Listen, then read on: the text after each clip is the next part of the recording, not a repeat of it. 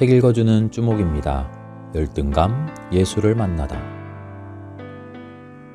오늘은 세리 마태에 대한 이야기를 함께 나누겠습니다. 알페오의 아들인 마태는 이름이 2개였다. 첫 이름은 레위였고 훗날 사도가 된 뒤 예수께서 마태라는 새 이름을 지어주셨다. 마가복음과 누가복음에서 그는 사도들 가운데서 7번째, 마태복음과 사도행전에서는 8번째 자리를 잡고 있다. 다른 복음서 기자들은 경멸받는 마태의 직업을 점잖게 표현했으나 마태는 자신이 세리, 더군다나 세리들의 우두머리인 세리장이라고 대놓고 기록했다. 이 당시 세리의 일은 유대 왕국을 식민 지배하던 로마 제국을 대신하여 세금을 징수하고 밀수품을 색출하는 일이었다. 이 과정에서 로마 제국이 규정한 것보다 더 많은 세금을 부당하게 징수하거나 뇌물을 받아 재산을 모았던지라 세례 요한은 세례를 받은 세리들에게 부과된 것 외에는 거두지 말라라고 한 것이다. 세리들은 민족 반역자나 추악한 거짓말쟁이로 취급당했다. 좋게 봐줘도 로마 제국과 야합하는 이방인이고 심지어 매춘 여성이나 문둥병 환자나 혹은 정직하게 일하는 사람들의 돈을 뺏는 조직폭력배와 한데 묶어 취급당하기도 했다.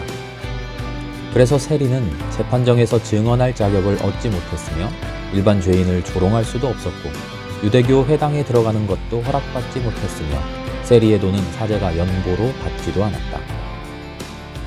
이렇듯 경멸받는 자신의 직업에 대해 털어놓으면서 마태는 나는 더 이상 경멸받는 직업에 종사할 수 없습니다. 당신의 제자로서, 사도로서 활동하고 싶습니다. 라고 예수께 고백한 것이다.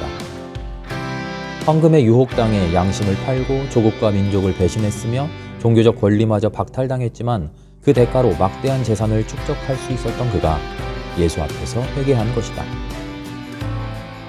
가버나움은 예수의 활동 중심지였다. 그래서 가버나움에서 살고 일하던 마태도 예수에 대한 이야기를 여러 차례 들었을 것이다.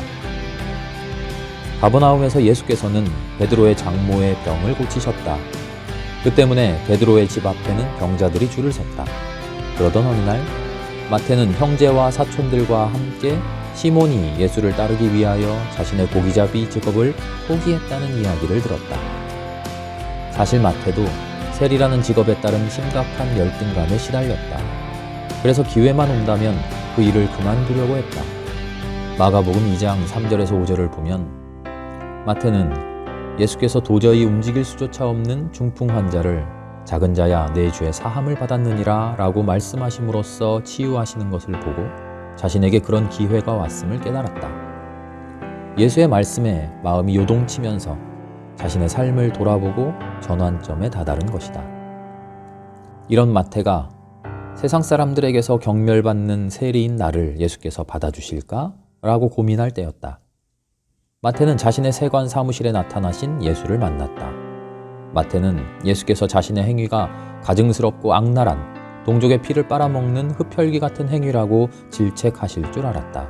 그러나 주는 별다른 말씀을 하지 않으시고 나를 따르라 라고만 하셨다. 그 순간에 마태는 인자가 세상에서 죄를 사하는 권능이 있는 줄을 너희로 알게 하려 하노라 하신 말씀을 떠올렸다. 마태의 반응은 즉각적이었다. 마태는 자신의 직업 때문에 멸시와 미움을 받았고 예수를 만나면서 그 직업을 버릴 때까지 열등감에 시달려야 했다. 직업에는 원래 귀천이 없다고 하면서도 우리 사회처럼 직업의 귀천을 따지는 사회도 드물다. 이른바 갑질이라는 썩은 생선 냄새 같은 병폐도 직업의 귀천을 따지고 그에 따라 사람을 위아래로 구분하기에 나타난 것이다. 그래서 기반을 잡고 돈이 좀 생기면 우쭐거리고 싶어지기 마련이다. 이러한 행위는 마음에 쌓이고 쌓인 직업에 대한 열등감을 폭발시키는 짓이기도 하다. 이는 40대 후반에 특히 심해지는데 기반을 잡고 돈이 좀 생기면 자기도 모르게 우쭐거리고 싶어지기 때문이다. 반면에 당당한 직업이 없거나 궁색하면 사회적 피해의식에 찌든다. 중년 이상 남성 세대가 주로 저지르는 것이기에 개저씨라는 신조어까지 낳은 갑질은 이렇듯 직업에 대한 열등감이 낳은 사회적 병리 현상인 것이다. 그런데 이런 걸 보면 개구리가 올챙이 시절 모른다는 말은 정말 명언이구나 싶다. 사람은 자신의 어린 시절과 어려울 때의 모습을 감쪽같이 잊어버리기 때문이다. 그 시절이 수치스럽고 부끄럽다고 생각하기 때문에 그때 알던 사람들을 만나지도 않는다. 자신이 태어날 때부터 금수저이기라도 한 것처럼 새로운 환경에서 새로운 사람들과 관계를 맺으면서 갑질을 하는 것이다. 그래서 한국 사회는 지금 갑질로 몸살을 앓고 있다. 일선 학교나 관공서는 물론 청와대에 이르기까지 모두 열등감에 찌들어 갑질을 하고 있는 것이다. 갑질을 이대로 놔두면 사회는 심각하게 병들 것이고 인간관계는 파괴될 것이다. 우리 사회에서 갑질을 없애려면 우리 각자가 자신을 정확하게 들여다보는 자기 분석을 할 줄 알아야 한다. 갑질을 하는 사람들 역시 다른 곳에서 억눌려 있던 을이라는 점을 알아야 한다. 즉 갑질도 알고 보면 자신이 을인 데 따른 열등감의 폭발인 셈이다. 자신의 마음속에 있는 열등감의 그림자를 지우려는 마음이 비뚤어진 우월감의 표출인 갑질로 나타나는 것이다. 그럼 왜 이런 식으로 표출될까? 어둠 속에 영원히 감춰두고 싶은 내 역사, 이른바 흑역사가 세상에 드러나는 것을 두려워하기 때문이다. 그래서 나는 열등감을 감추는 것이 위험하다고 말하고 싶다. 자신의 열등감을 솔직하게 털어놓으면 마음이 훨씬 편해질 수 있다. 하지만 마음은 정작 그렇지 못하다. 별것도 아닌 과거 때문에 스스로를 죄인 취급하며 심지어 주변 사람들의 눈치를 보면서 비굴하게 행동하기까지 한다. 서로를 배려하고 존중하고 사랑하는 마음이 사라지는 것이다. 그리고 이는 자신이 좀 더 우월한 위치에 있다고 생각할 때 갑질과 허세와 허풍과 허언증 같은 사회적 열등감의 표시로 나타난다. 마치 대마초나 헤로인이라도 한 자들처럼 마음의 심지가 사라지는 것이다. 한국의 교회도 마찬가지다. 목회자와 전도사 등 사람 자체에 너무 의존하며 권력을 가진 자들에게 맹목적으로 복종한다. 일부 대형 교회의 목회자들은 한국 사회를 이끄는 영적 지도자의 자격을 상실하였다. 어떤 의미에서 이들은 하나님의 영광을 가로채는 일을 열심히 하느라 눈이 벌건 자들이기도 하다. 오죽하면 목회자가 새로운 인기 직종으로까지 떠올랐겠는가. 그들로 인해 교회의 외형적 성장이 정체되고 있는 것이다.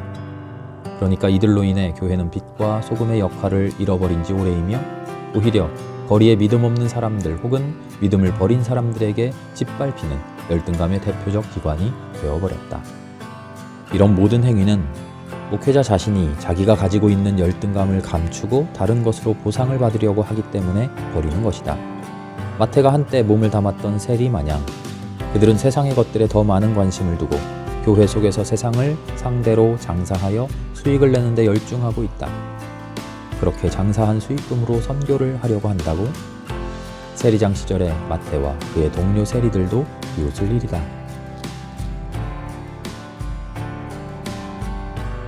책 읽어주는 주목이었습니다.